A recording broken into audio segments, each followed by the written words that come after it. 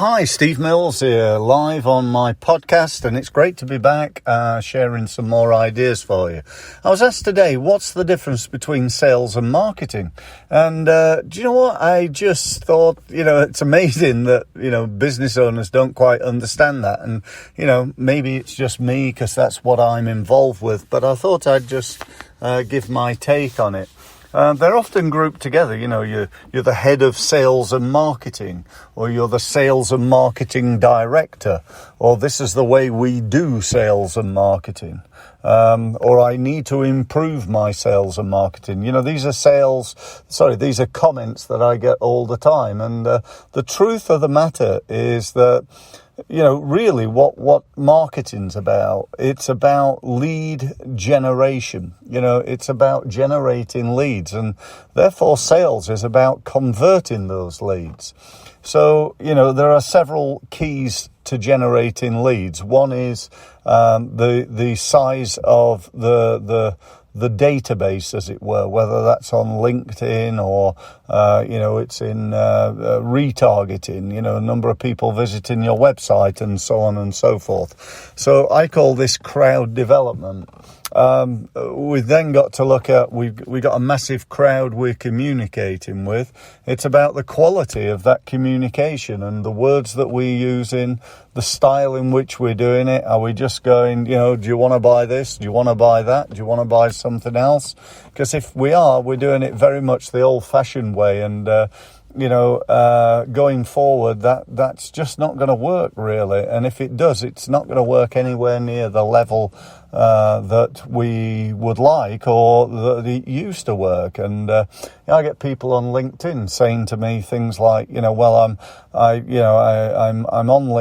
and I don't really do very much. Or I get people advertising to me on LinkedIn, so they'll ask me to connect and then try and sell me something. And they're really missing the boat. They're missing the trick. They're not doing it in the best way possible. And the best way is about education. It's about content.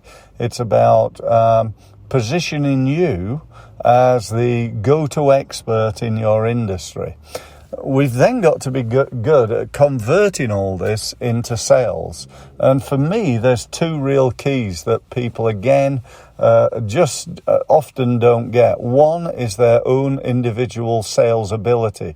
I speak to salespeople all the time, and I ask them, how much sales training have you done in the last year? And they say, well, none. And how much have you done in the last 5 years? They said, well, I went on a 2-day workshop 3.5 years ago. Give me a break. Come on. Would you really employ somebody who'd, spent 2 days on a training course 3.5 years ago? They're not up to date with any of the latest sales technology. They don't bother to train themselves. And, if that's you, then, you really need to raise your game, to start getting some top quality training in order to improve the effectiveness of what you do.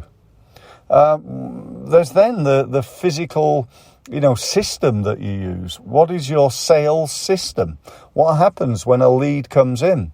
What happens then? And after that, and after that, and after that, and after that, what is your sales system? Because most people, again, most of the time, the people I see and speak to, they say, well, we don't really have a system, Steve. Or they'll say something like, well, the phone gets answered and we follow it up with an email, and, somebody will give them a call within a couple of days normally, and when I say, well, how many times do you call? Well, I don't know, once or twice, and what do you do then? Well, we just add them to the database. Is that really good enough? That's my question. If you're not using case studies, you're not using videos, you're not connecting to them on LinkedIn and Facebook, and you're not, really got a proactive way of communicating. So that's all I'm going to say. Thank you ever so much for listening. If you want to know more from me, go to www.stevemills.co. Thanks very much.